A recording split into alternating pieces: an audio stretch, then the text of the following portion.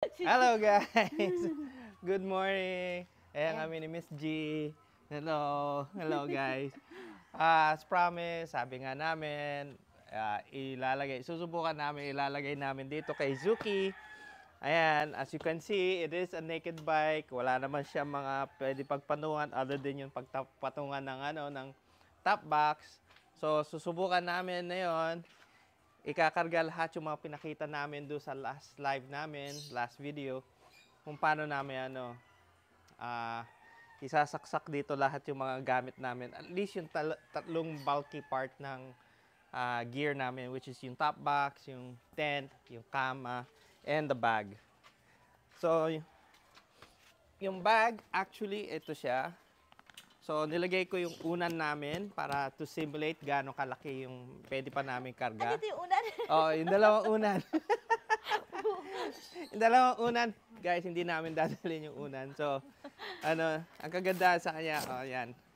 Okay, tapos pag sinarado, yan. Tapos para ma-deflate siya, bubuksan mo lang yung valve dito, tapos i-rotate mo na ganon.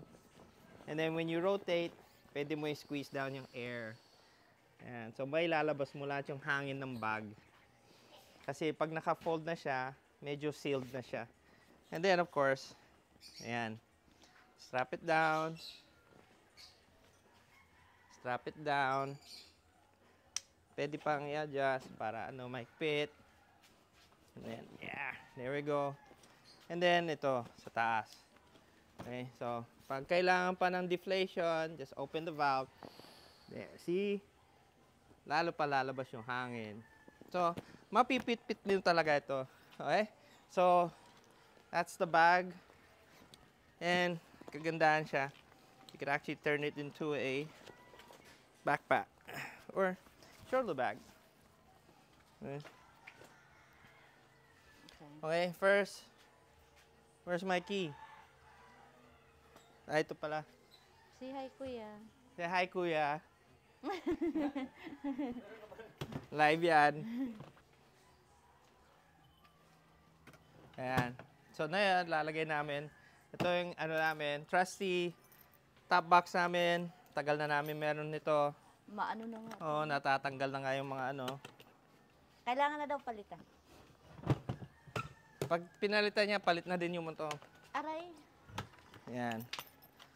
So, first, ayan, nakalagay na yung top box namin. Dito namin ilalagay yung other equipments, like yung mga cooking utensils namin, yung mga pegs. And yung, ano pa ilalagay natin dito? Yung tali ng tent. Tapos, ito sa taas. Ayan. Wait lang. Okay. Ayan na, siya na nagkakamada, hindi na ako. Tingnan mo, sa sobrang bago. And, oh yeah, this bag is actually, we bought it from Lazada. It's Moto World yung brand. Itabi mo kunti. Dalawa yun eh. Hindi, teka. Para mapipit-pit. Yan, there.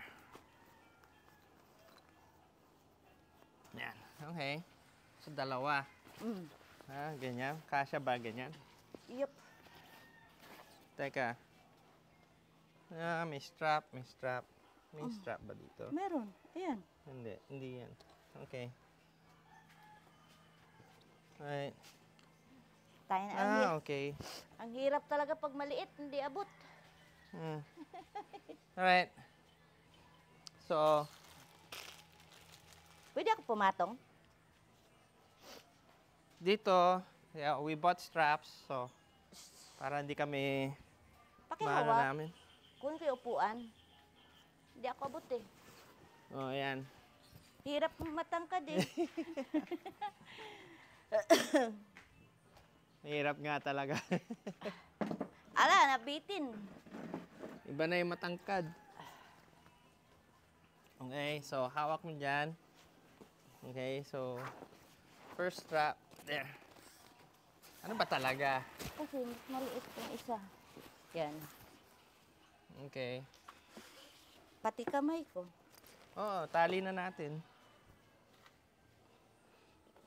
Okay, so dito natin papasok. First time ko din gagamitin ang strap, so you guys, Hindi ko lang sure kung paano gamitin to. Ah.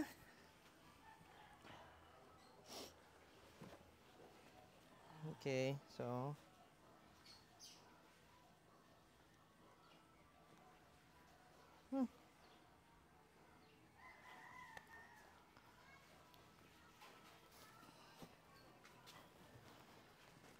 it's that easy pala, oh.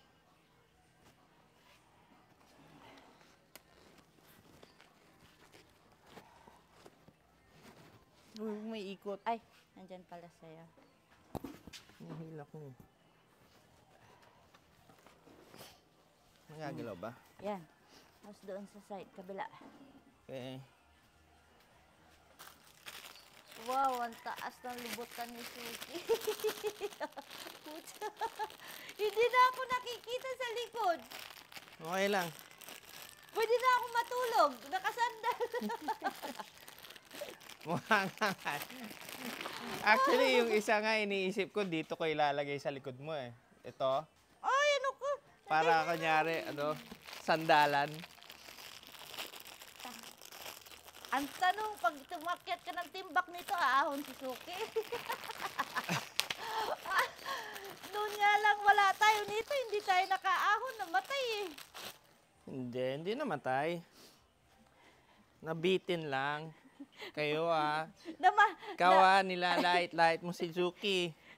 Magtampo sa'yo yan, hindi ka nila pasakayin. Nabitin kasi na-dehydrate din yung driver. So, dito din. Ayan.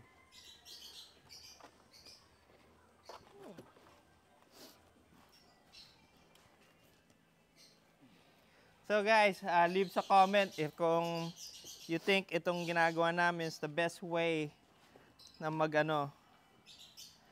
to load yung camping gear namin. Tama ba lahat?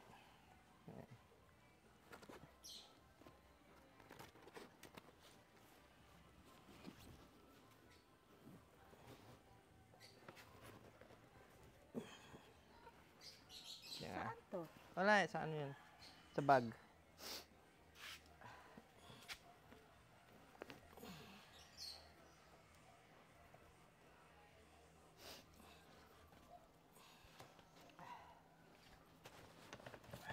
Ayan, di na matatanggal yan. Hindi na nga, Maliban na lang pag yung top box natanggal, lahat yan matatanggal. Hindi matatanggal yan kasi yung strap nakasupport din sa top box. So, pati yung top box, kahit na matanggal yung top box mismo, sasaluyin pa rin ng strap. Kaya yung mga lalagay namin dito sa loob ng top box, yung mga hindi na pwede ipit-pit pa. Kasi kailangan natin ma-compress ito. So, yung nandito, yung mga utensils namin. And if ever in the future, drone. Pero siguro may drone bag na kami. Bibit-bitin niya na lang. Para in case na namin kailangan namin ng drone shots, may lalabas na namin. Ayan, Ayan. pogi na si Suki. Ayan, ultimate test. Tatanggalin na natin siya sa center stand. Ang dami natin strap pala, no? Oh, just in case na meron pa Mas tayo kailangan maganda ni Dad. yan para pag natulog ako, strap mo na lang ako dyan.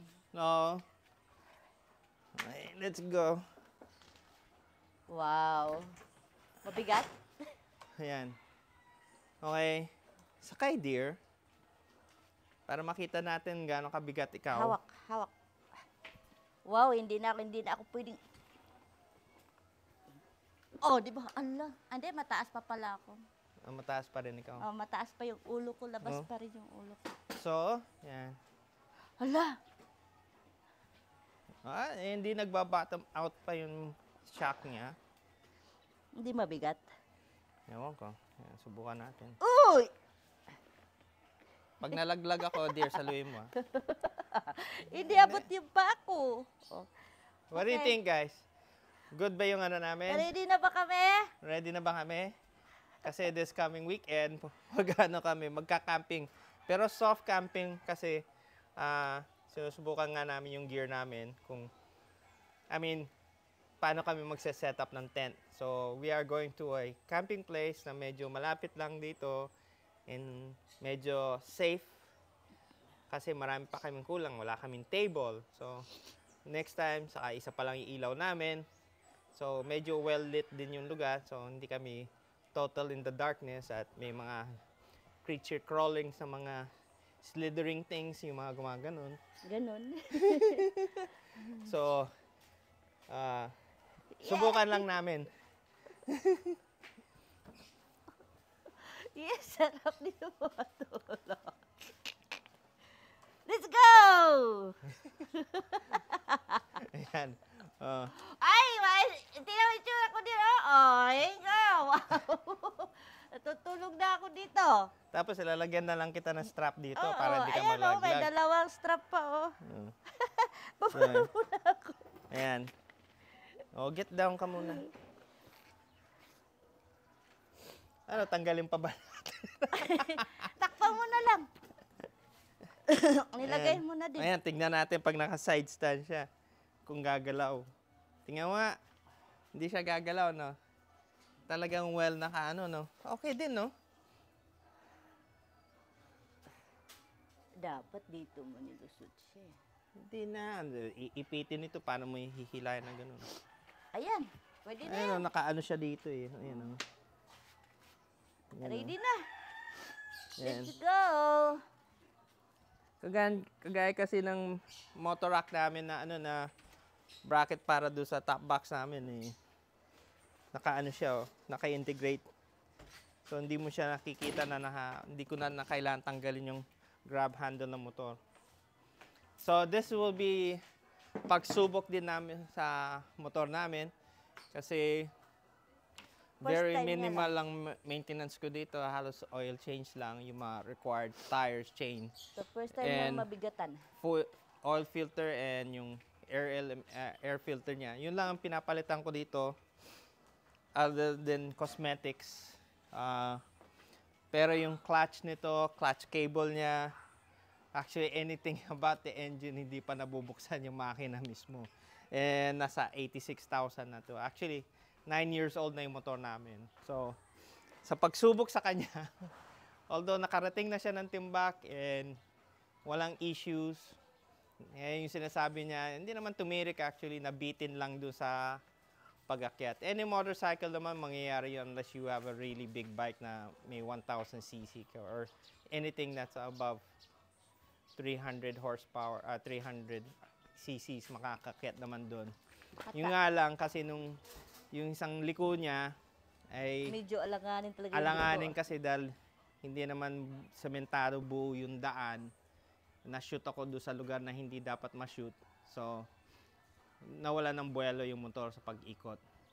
Pero ano na that, kayang-kaya niya naman eh. Hindi naman siya nabitin. Actually, nakaakyat pa. If you watch the Timbuk series na episodes namin, link it below or here or at the end. You'll see it anyway. So, Saan yun? Here? oh yeah, here or here. Kung saan niya ilalagay. Okay. Or here. Akala ko here. Okay, panoodin nyo yung kung paano nakaakyat doon si ano. And that's where we actually tried our first. Pero yun, nirent namin yung tent doon. And that's where we kind of found the interest na mag-moto camping. That's where kami, unti-unti namin, we didn't buy this lahat na biglaan. It took several months bago namin na complete.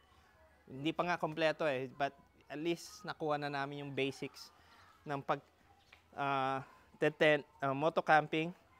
And then we'll try it out, soft camping. Actually, yung tent namin, nasubukan na namin sa kwarto. Nilatag namin for 3 days sa loob ng kwarto namin. Okay siya. Kasi we had to try it with cold weather, so we checked it out na habang naka-on yung aircon at minaximize namin yung lamig. And it worked fine. I mean, hindi kami nainitan. I mean, the temperature was quite comfortable. Ewan ko lang sa real world, pag sa taas kami ng mga bundok sa Mountain Province in Benguet. Actually, doon plano namin masyado. lagi ang camping namin, those areas. Although, sometimes, magbi-beach camping kami. And maybe, yung beach camping namin, baka yung mga yun, yung mga wild camping namin. Hahanap kami ng beach na basta na lang, pwede namin parkingan and Kasi, actually, napapanood namin si Direk, Direct Gino. ayun, si Direk Gino. And shout out sa kanila. And si Boy P, si Boy First Time. Si Boy First Time kasi sa band camping siya nag-moto camping din siya, pero si Direk Gino and si J4 for yung mga exciting, magagandang lugar na pupuntahan sa Mountain Province. So, napapanood namin sila and we like where they went, where they go, and subukan namin other places. So, hindi lang pala, kasi dati ang fear ko is always camping. Baka mamaya may yung mga gumaganon-ganon. Which, nakakatakot din yun. I have fear of snakes. So, although dati ako naglalaro ng airsoft, but for 10 years na naglalaro ako ng airsoft, I never saw a snake. And that's playing day and night. So, guys, thank you for tuning in and nakita nyo paano namin si setup. And hopefully, Suzuki will not fail us. Since it is a Suzuki, and sabi nga nila, Suzuki are built like, built tough. Okay. So, bulletproof daw yung mga makina, which is, I can attest to that kasi sa totoo lang, nadaan ko na to sa baha, napasukan na yung makina ng tubig, and never open the engine, just drain the oil, put new oil twice para ma-lubricate. And since then, it's still running strong. Nakakatakbo pa rin ako ng 120 kahit na sakay pa si Miss G, kahit sa mabigat siya. Matakbo pa rin ng 120. Kayang-kaya ni Suzuki. So, ayan. Okay, so next time guys, maybe you'll see us already doing camping. And we also have a Twitter account. Tama. Oh, sorry. TikTok. Not Twitter, TikTok. Oh yeah, but I do have an X account. Okay. Same, it's WG Rider, and also on TikTok, it's also WG Rider. It's brand new, kakagawa ko lang ng Sunday, so you might be able to see all yung mga shorts namin. If you'd like to follow us there, you can go to TikTok or X. And of course, we also have Facebook account and WG Rider. Yung mga nasa YouTube, the WG Rider on Facebook is spelled with a Y, R-Y-D-E. And then for those who are on Facebook, the YouTube channel is spelled with an I. So, and the rest for TikTok and X is regular WG Rider, the same as what's on YouTube. Okay, so thank you guys. See you next time. Next time we'll be camping. And don't forget to watch the other videos. Thank you. Have a good day. Ride safe. Merry Christmas. And Merry Christmas. Yeah, Happy New Year.